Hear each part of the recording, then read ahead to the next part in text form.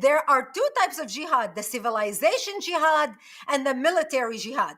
And the Muslim Brotherhood plan, which you've heard me talk about, you've talked about as well, the Muslim Brotherhood Project for North America, which was written in 1991 and actually presented as evidence in the largest terrorism financing trial in America's history by our government against the Holy Land Foundation, where our government handed down 108 guilty verdicts to Muslim American and Muslim American organizations raising money in the United States and sending it overseas to support Islamic terrorism. The question is there an actual difference between the Muslim Brotherhood and the radical jihadists? And can we differentiate one from another? Regardless, we are facing a formidable enemy that we cannot hide in our heads in the sand anymore. We cannot keep the blindfolds on. This is an enemy that's out to take us out. Let's watch together this amazing conversation between Dinesh and Brigitte Gabriel.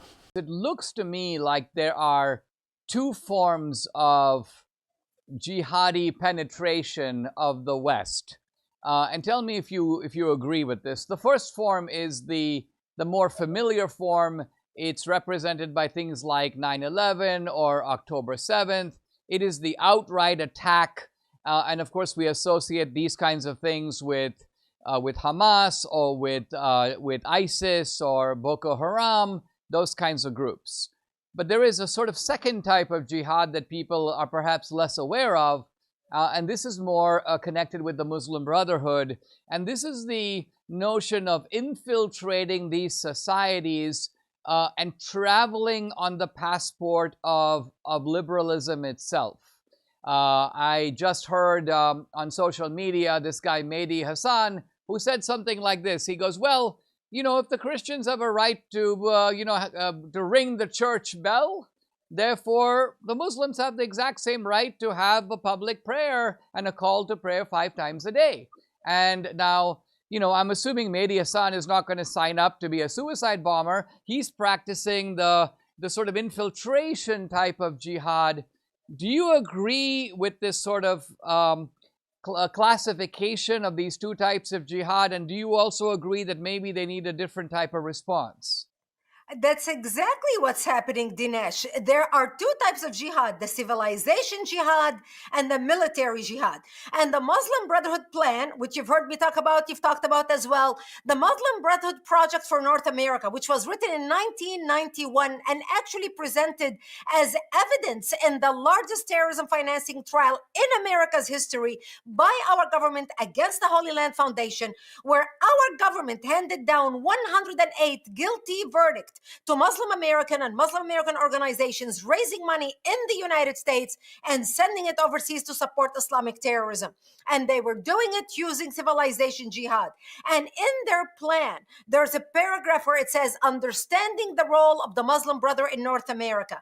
And that paragraph states very clearly the role of the Muslim brother in America as a civilization jihad. That means the Ikhwan has a duty to infiltrate and dominate in the West, using our open-mindedness, our technology, and whatever available to them to basically destroy our, what they call our miserable house from within, using us as the Americans, and also using the Ikhwan. And we are seeing this play out. And what I tell people is there are terrorists dressed, they are Islamic radicals dressed in Armani suit. They are jihadists just like the ones who blow themselves up. You've got the Mamdani type. They are still inside their mind. They are the Muslim Brotherhood. They are operating to advance an agenda. Yet they are using the West as the useful idiots who are so, smitten with the fancy clothing and the great personality and the great smile and the culture and the travel, etc., etc. Well, meanwhile, voting for these guys and getting them into office. And that's exactly why we saw 42 Muslim elected officials got elected last week in the election in no less than 9 states, and they were elected to advance an agenda. And that's the danger. Thank you so much, Mr. Dr. Professor Dinesh and Brigitte Gabriel. this was absolutely riveting. It was so eye-opening to such a realization that we don't appreciate and really understand what's been happening. October 7 should be the barometer, should be the moment that the West, the world, should have waken up and realized that what we witnessed on October 7 wasn't about Israel. It wasn't about Israelis. Just to prove my point, there was one savage, hideous terrorist, a young terrorist, Hamas, who was so proud to call his mother, and this is all recorded, with such excitement that I just killed 10 Jews, not Israelis, Jews, and I still have their blood on my hands. And you hear the praises of the mother, so proud of her son.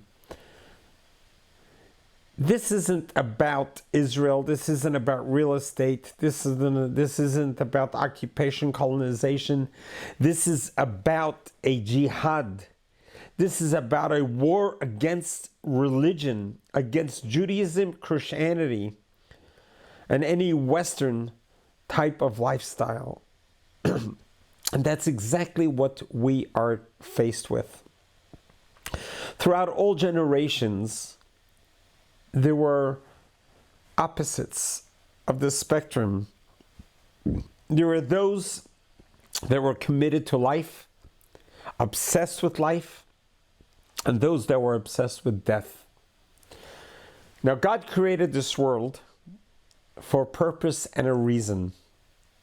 Every single one of us needs to say to ourselves, the day we were born, God said the world can no longer exist without you, which means we all have a purpose.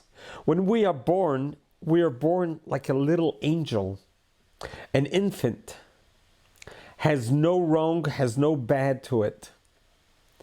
It's as the infant grows up, and it depends where the infant grows up, then that angelic, beautiful, pure child turns into either a spirit of life or a spirit of death. And that depends on its environment. That depends who brings them up. Where do they grow up? Do they grow up in Israel, where they're taught about life, about the purpose of life, the meaning of life? Judaism is built on kindness. The very first Jew and Jewess, Abraham and Sarah, as recorded in the Bible in the book of Genesis, when they founded Judaism, they founded it based on kindness. They pitched a tent in the desert and they invited wayfarers from all four corners. Their tent had 4 openings, so anyone coming from any direction should find room and board. And they provided them with food and water during the scorching desert.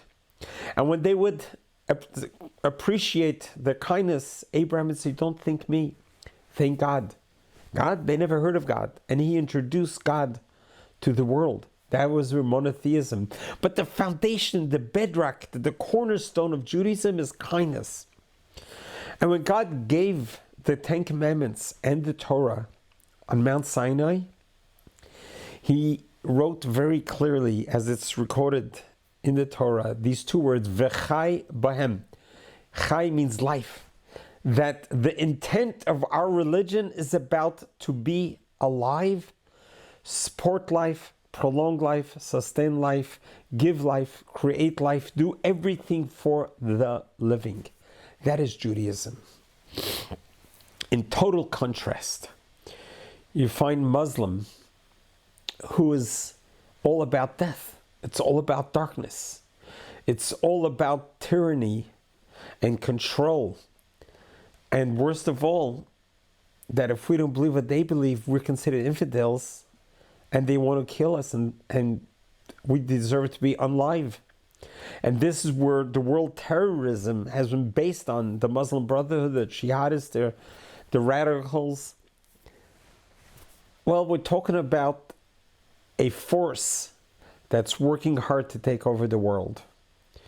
And we have to ask ourselves the question, haven't we worked so hard to have founded the United States of America, to have found a country for the free, and we were able to carve out a society of over 300 million people, that we can live with each other, that we can have faith in each other, we can depend on each other, and we can each have our own religion. That is what the land of the free is all about. That's what our founding fathers had in mind when they founded the United States of America.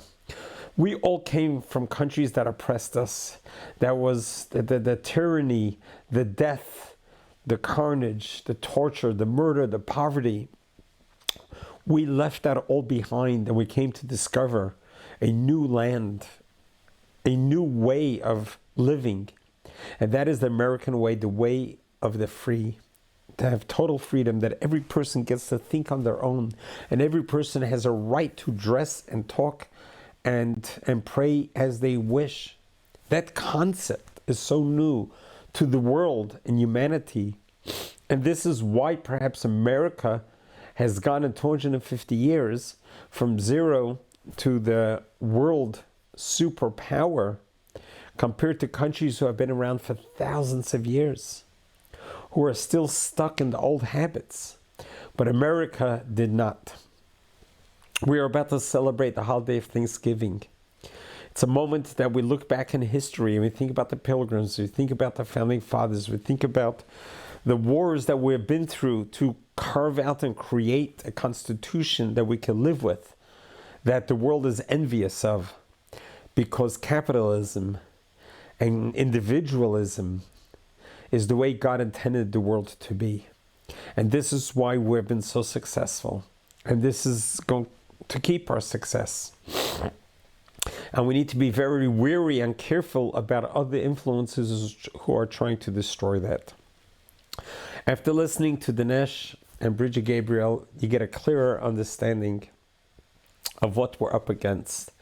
And we have to figure out a way how to fortify ourselves and to really protect our freedoms that we have earned over 250 years to preserve. God bless you. God loves you.